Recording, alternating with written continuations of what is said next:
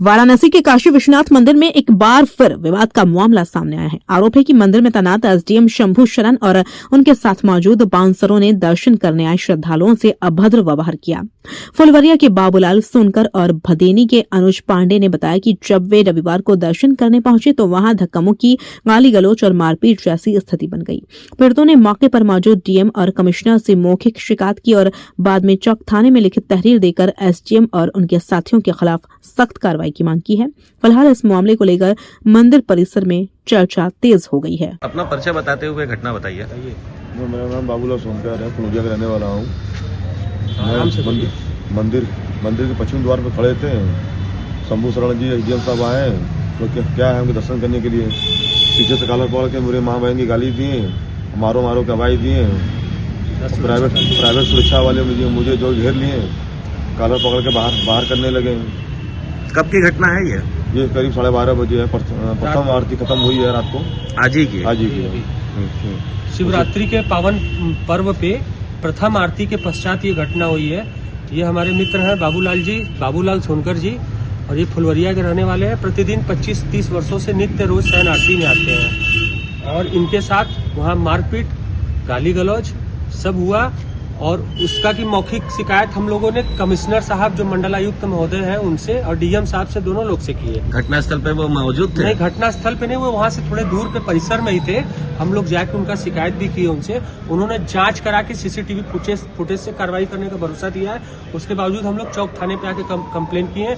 उसी समय मेरे साथ भी ये घटना हुई है। शंभू शरण जी जो एसडीएम साहब थे, उनके साथ जो सुरक्षाकर्मी जो सीआरपीएफ के कोई यादव जी थे, बड़े बड़े बाल वाले, वो भी मेरे साथ मारपीट किए। मेरा गला दबा के मुझे रेलिंग पे से ऐसे गिरा दिए। मुझे भी पूरा चोट लगा है कमर में, हाथ में। और हम लोगों ने यहाँ चौक थाने पे लिखित शिकायत दे दिया है। आशा है कि हम लोगों के साथ न्याय होगा। कारण क्या था? कारण कुछ नहीं था। कारण ये था कि वो अपने साथ 10 लोगों को दर्शन करा के गर्भगृह से लेके आ रहे थे।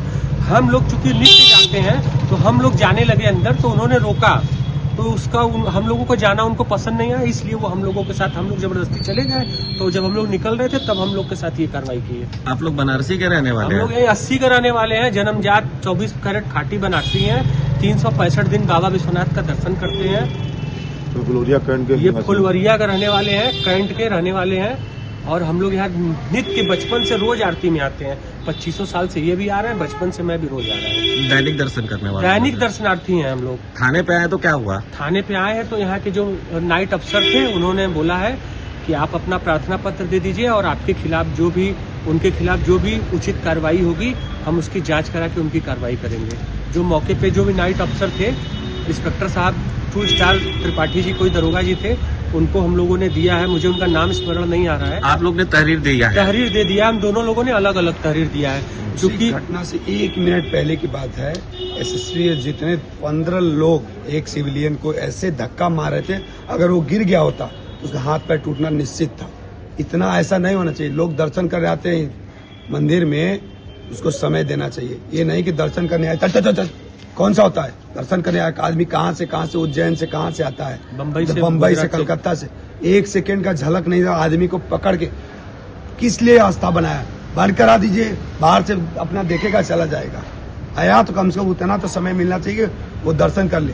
कॉलर पकड़ के ऐसे फेंकेंगे उसको। और ये एसडीएम जो शंभू शरण जी हैं, इनके खिलाफ निकलता है। बहुत बार ऐसा कानूनी कार्रवाई हो चुका है, शिकायत हो चुका है, लेकिन इनके 3 बार ऊपर कोई कार्रवाई नहीं होती है। है। लखनऊ में रक्षा संपदा घोटाले के मुख्य आरोपी हैं, डिफेंस कॉरिडोर घोटाले के मुख्य आरोपी हैं।